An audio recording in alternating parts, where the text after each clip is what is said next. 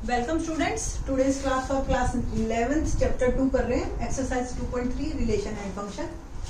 इससे पहले के 2 लेक्चर मैं कर चुकी हूँ और बहुत इंपॉर्टेंट करे हैं लेक्चर। ये वाला और भी इम्पोर्टेंट है, तो इसको अच्छी तरह से समझ के चलिएगा ना तो आपको मैथ इजी लगेगा। सिग्नम फंक्शन, सिग्नम फंक्शन किसे कहते हैं? नॉर्मली अगर हम कहें मॉड एक्स अपॉन एक्स, इसको हम सिग्नम फंक्शन कहते हैं। ठीक है, अब ये देखो ये आंसर कैसे निकालेगा। अभी हमने आप इससे प्रीवियस लेक्चर में मैंने मॉड एक्स की डेफिनेशन दी थी कि एफ एक्स क्या होता है, minus x when x is less than 0 और x when x is greater than. ठीक है, तो सिग्नम फंक्शन में आपका क्या है कि जब एक्स इज लेस देन 0 तो ये माइनस एक्स की तरह बिहेव करेगा, तो ये आंसर क्या निकालेगा, -1। और अगर मैं एक्स ग्रेटर देन 0 लिखूं तो ये x की तरह ही बिहेव करेगा और ये 1 आंसर निकालेगा। जैसे एग्जांपल, आपने 2 डाला तो 2/2 1। आपने -2 डाला तो नीचे तो -2 है, ऊपर वाले ने -2 को +2 कर दिया और मॉड के कारण, तो -2/2 क्या बन गया, -1। तो हमेशा जब भी x की वैल्यू लेस देन 0 आप डालोगे तो आपका आंसर हमेशा -1 आएगा, और ग्रेटर देन 0 डालोगे तो 1। अब 0 पे डेफिनेशन में वो अलग से देगा।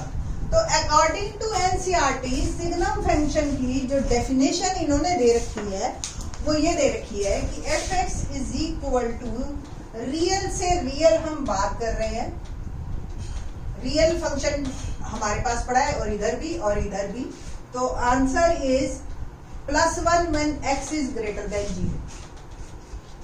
0। अगर x 0 के बराबर है और x less than 0 it will become -1। Graph कैसा बनेगा, 0 पे 0 है, ठीक है। जैसे ही 0 से ऊपर आपने कोई भी वैल्यू डाली, लेट इट बी 0.1 डाल दी सपोज, तो ऊपर वाला 0.1, नीचे भी 0.1, आंसर तो 1 ही देगा ना, ठीक है। तो ये इस पे वैल्यू 1 एंड सो ऑन, कुछ भी डालिए। और अगर सपोज आपने -0.1 डाली तो ऊपर तो मॉड उसको प्लस कर देगा, नीचे माइनस रहेगा, तो आंसर अल्टीमेटली क्या आएगा, -1। तो ये और -1 ही आएगा, चाहे आप इस बीच में कोई भी वैल्यू डाल लो x की, इस फंक्शन में सेम इसमें कुछ भी डाल लीजिए। तो 1 0 -1 ये आपका जो है सिग्नम फंक्शन बन गया, ठीक है। और ये इसका ग्राफ है, ये आएगा आपका, पूछेंगे सिग्नम फंक्शन क्या होता है तो आपको क्लियर होना चाहिए, ठीक है। Next very important function, greatest integer function. ये आप पहली बार सुनोगे इसके बारे में। क्या है टॉपिक में, ग्रेटेस्ट इंटीजर फंक्शन। जैसे नाम से ही क्लियर है, ग्रेटेस्ट इंटीजर फंक्शन की, इसको देखो शो ऐसे करते हैं, ठीक है। और ये अपने अंदर में से सबसे बड़ा ग्रेटेस्ट इंटीजर बाहर निकाल देता है, जो नंबर लाइन पे इससे इसके पास में से सबसे बड़ा है। क्या मतलब हुआ इस लाइन का, सपोज हमने दिया वैल्यू 0 1 2 और ये -1 मैंने x की वैल्यू डाली 1.1, ठीक है। ये क्या निकालेगा, 1। जैसे मैंने डाली 1.1, y की वैल्यू हो गई 1 डाली तो भी 1, 1.1 पे भी 1, 1.2 पे भी, क्योंकि ये आंसर इंटीजर में बाहर निकालेगा, और जो भी इसके पास इंटीजर है उनमें जो सबसे बड़ा है। अगर नंबर लाइन पे देखा जाए तो ये सारे इंटीजर इसके पास है, अगर मैंने ये नंबर दिया, ठीक है, तो ये वाला इंटीजर जो इसके नियरेस्ट है और सबसे बड़ा है, ये उसको बाहर निकाल देगा, ठीक है। बच्चों को मैं हमेशा ऐसे ही समझाती हूँ, पर बच्चे इसको अपने तरीके से लेते हैं। वो क्या लेते हैं, मैंने एक बार एक स्टूडेंट को कहा कि अपने फ्रेंड को समझा जो मैंने बात बताई। उसने क्या बोला, भाई ये तूने डेसिमल वाला काट दे, मतलब ये वाला हिस्सा खत्म कर दे। अब बात यहाँ तो ठीक हो जाती है, अब बात कहाँ फेल हो जाती है, ये वाली बात तो उसकी ठीक है, डेसिमल पोर्शन खत्म करना है। बट जैसे ही हम सपोज कोई नेगेटिव नंबर डालते हैं, सपोज मैंने -1.1 डाला, अब मैंने कहा हाँ भाई अब जरा करिए इसका आंसर, तो उसने कहा -1 और ये हो गया रॉन्ग। क्यों? -1.1 ये वैल्यू बनी आपकी और ये इससे बड़ा है, इससे बड़ा आंसर नहीं दे सकते आप। इसके पीछे वालों में से जो सबसे बड़ा है वो आंसर, तो answer is -2। I think so clear हो गया होगा आपको। तो ये जो ग्राफ है ये इस तरीके से बनता है। 0 से 1 के बीच में कोई भी वैल्यू डालो ये 0 बाहर निकालेगा, 1 से 2 के बीच में कोई भी वैल्यू डालो ये 1 बाहर निकालेगा, 2 से 3 के बीच में कोई भी वैल्यू डालो ये 2 बाहर निकालेगा। ठीक है बेटा? और -1 और 0 के बीच में कोई भी वैल्यू निकालिए ये -1 बाहर निकालेगा। जैसे मैंने डाली 0-0.3 तो ये आंसर निकालेगा -1। ठीक है? और -1 से तो इस तरीके का ये आपका ग्राफ बनता चला जाता है। ठीक है? Like that. तो ये है ग्रेटेस्ट इंटीजर फंक्शन। बहुत ही इंपॉर्टेंट टॉपिक है, जनरली स्टूडेंट्स छोड़ देते हैं, वो सीधा एक्सरसाइज पे फोकस करते हैं। इसकी एक्सरसाइज तो इंपॉर्टेंट है ही है, बट ये फंक्शंस बेटा आपको फिर आगे कहीं नहीं कोई समझाएगा और बहुत इंपॉर्टेंट है 11th क्लास के। क्वेश्चन नंबर 3 करते हैं। A function f defined by f is equal to 2x minus 5, write down the values of f0, f7, f minus 3। बिल्कुल 9th क्लास के क्वेश्चन की तरह सिंपल। आपको फंक्शन की वैल्यू ये x में दे रखा है तो 2x की वैल्यू डालते जाइए आप और आपका आंसर तैयार। 11th क्लास में I think so there is no need to do questions, और बहुत ही इजी था क्वेश्चन। टेबल बनाने के काम आता है, आपको ही पता है। ठीक है ना? तो ये क्वेश्चन है वेरी इजी, वेरी सिंपल। ठीक है? क्वेश्चन नंबर 4 करते हैं। क्वेश्चन नंबर 4 देखिए। A function t which maps temperature in degree Celsius in temperature in degree Fahrenheit is defined by TC 9C/5 plus 32। ठीक है? ये सेल्सियस में टेम्परेचर है आपका और आपको फ़ारेनहाइट में बताना है। पता है ना आपको सेल्सियस किसे कहते हैं और फ़ारेनहाइट किसे कहते हैं। T0 यानी कि C की वैल्यू 0 डाल दो सिंपल, तो 9/5 0 plus 32, तो answer is simpler one 32। It means 0 degree temperature in Celsius, 32 degree in Fahrenheit, both are same. Next T28। ठीक है? तो फ़ारेनहाइट में क्या होगा? C28 डाला मैंने प्लस 32। ओके, तो सॉल्व करते हैं इसको थोड़ा सा। 9 8 72, 7 9 2 18 और 7 2 5/5 प्लस 32। इसको मैं यहीं पे ही डेसिमल में ले जाती हूँ। 5 5 25 0 2/5 यानी कि 4 प्लस 32। ठीक है?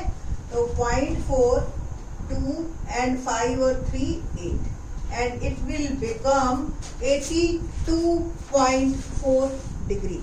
ठीक है? तो ये आपका पीछे जो आंसर है वो हमारे को 412/5 दे रखा है, वो भी आंसर कर देते हैं। अगर आप इसको फ्रैक्शन में 252/5 प्लस 32, 5 LCM 252 प्लस 5 2 10, 5 3 15 और 60, 2 6 5 11 1 और 4 412। दोनों में से आंसर जो मर्जी ले लीजिए आप, या तो ये या ये। ठीक है? नेक्स्ट T -10, तो T C की जगह -10 डाला मैंने, -10 प्लस 32। ठीक है? तो इसका मतलब जब सेल्सियस में हम कहते हैं ना -10 डिग्री टेम्परेचर, ठीक है, वेदर का, तो फ़ारेनहाइट में वो कितना होता है? देखिए 5 2 10 -18 प्लस 32, तो 32 माइनस 18 कितना आया? 14 डिग्री। ठीक है? इन फ़ारेनहाइट। ठीक? Next 4th part, the value of C when TC is 212, यानी कि जब फ़ारेनहाइट में टेम्परेचर 212 है तो सेल्सियस में कितना होगा? Let's do simple. आपको पूरे TC की वैल्यू डालनी है 212 और क्या फाइंड आउट करना है? C C plus 32। तो 212 माइनस 32 9/5 सी। सबट्रैक्ट कीजिए 180, ठीक है, 9/5 सी। तो सी क्या आ गया 180 इंटू 5/9, 9 2 18, 100 डिग्री सेल्सियस।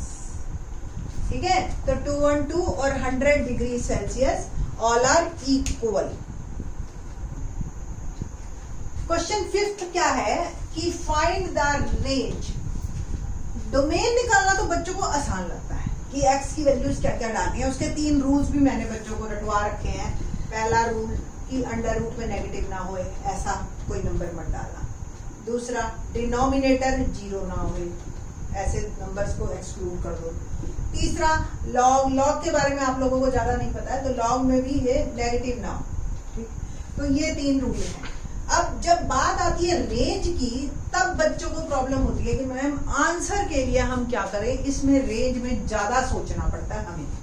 तो लेट्स सी, देखते हैं। fx 2 माइनस 3x ये है। अब हमें ये सोचना है कि x की वैल्यू अगर ग्रेटर देन 0 ही डालनी है, आप नेगेटिव नहीं डालनी। अब ग्रेटर देन 0 ही डालनी है तो आपका आंसर क्या क्या आ सकता है। देखो, कोई भी नंबर हो, ये वैल्यू आप ग्रेटर देन 0 डेसिमल में भी डाल सकते हो। लेट इट बी 1/3 यानी कि 0.6 वगैरह, आप कोई भी डालो आप। ठीक है, तो 1/3 0.3 डाल दिया आपने, तो ये वैल्यू 1 हो गई, है ना। तो आंसर क्या क्या आ सकता है ये हमने सोचना है। एक तरीका तो यही है कि ऐसे ही सोचे जाओ, या ज्यादा से ज्यादा इसका ग्राफ बना लो आप। ठीक है, ग्राफ में आपको क्लियर हो जाएगा।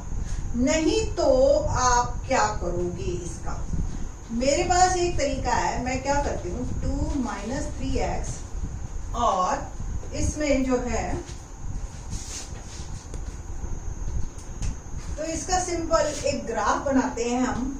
ठीक है, और x की वैल्यू डालिए 0। एक टेबल बनाई हमने, x 0, y क्या आया 2। ठीक है, ये 1 ये 2। x डाला 1 तो आंसर क्या आएगा 2 माइनस 3 क्या बना -1। तो x 1 तो y -1, ये ठीक है जी। ये 0 2 और ये आपका -1। ठीक, x की वैल्यू हमने 2 डाली तो 3 2 6 आया क्या 4। इट मीन्स जैसे जैसे हम इधर बढ़ते जाएंगे वैल्यू जो है इस तरफ बढ़ेंगी। ठीक है, और आप नेगेटिव तो ले नहीं सकते, वो कह रहा है ग्रेटर देन 0 लेना है। तो जो आपका ग्राफ आया वो कुछ ऐसा आएगा। अगर आपने यहाँ कोई वैल्यू ली तो आपकी लाइन एक्सटेंड होगी उस साइड। ठीक है, तो आंसर जो है हमारा कहां से कहां चल रहा है, इन्फिनिटी से 2। तो रेंज जो बनी मेरी वो -इन्फिनिटी से 2 बन गई। ठीक है, और 0 भी नहीं लेना है, इनफैक्ट वो कह रहा है ग्रेटर देन 0। तो 0 पे 2 है तो आपने यहाँ ओपन ब्रैकेट लगानी है। ठीक है, ओपन ब्रैकेट, क्योंकि 0 भी इंक्लूड नहीं है तो फिर 2 भी इंक्लूड नहीं होगा। क्लियर। तो रेंज हमारी, ग्राफ मैंने आपको बताया था कि ग्राफ जो है आपकी जो है बहुत जल्दी क्लियर करते हैं डोमेन एंड रेंज को। ठीक, तो ये आ गया domain and range. Same fx = x² + 2, x कोई भी रियल नंबर डालो, इसमें ग्राफ की भी जरूरत नहीं है। आप कोई भी रियल नंबर डालो, ये पॉजिटिव है ना। इसकी मिनिमम वैल्यू तो आपको पता है 0, मैक्सिमम तो आप कोई भी डालो उसका बड़ा नंबर आ जाएगा, है ना। अगर आपने मिनिमम वैल्यू 0 डाली तो आंसर क्या है 2, और बड़ा डालते गए आंसर बढ़ता चला जाएगा। तो आपका 2, यहां देखो मैंने क्लोज ब्रैकेट लगाई है, 2 से इन्फिनिटी, 2 भी इंक्लूड है आपका। ठीक है, तो जो हमारी रेंज है इन दिस फंक्शन 2 से इन्फिनिटी। और थर्ड में तो मेरे को ख्याल है कि डिस्कस करने की जरूरत ही नहीं, ये आइडेंटिटी फंक्शन है। इससे प्रीवियस लेक्चर में मैंने पूरा इसके बारे में बताया है कि y = x, x कोई भी रियल नंबर है तो y भी रियल ही आंसर है। तो रेंज इज रियल। ठीक, तो इस तरीके से ये क्वेश्चंस आपके बहुत आसान है। मैं जो बताना चाह रही हूँ, एक आपके मोबाइल में प्ले स्टोर पे जाके आप डेस्मॉस डाल लीजिए, एक ऐप है जैसे ही आप फंक्शन डालेंगे ग्राफ बनके तैयार हो जाता है। तो अगर आप इंटरेस्टेड हो मैथ पढ़ने में, मैथ को समझने में, तो डेस्मोस वेरी हेल्पफुल। मेरे मोबाइल में तो हमेशा ही रहता ही है ये, तो आप भी करिए, इससे काम आपको इजी रहेगा। थैंक्स।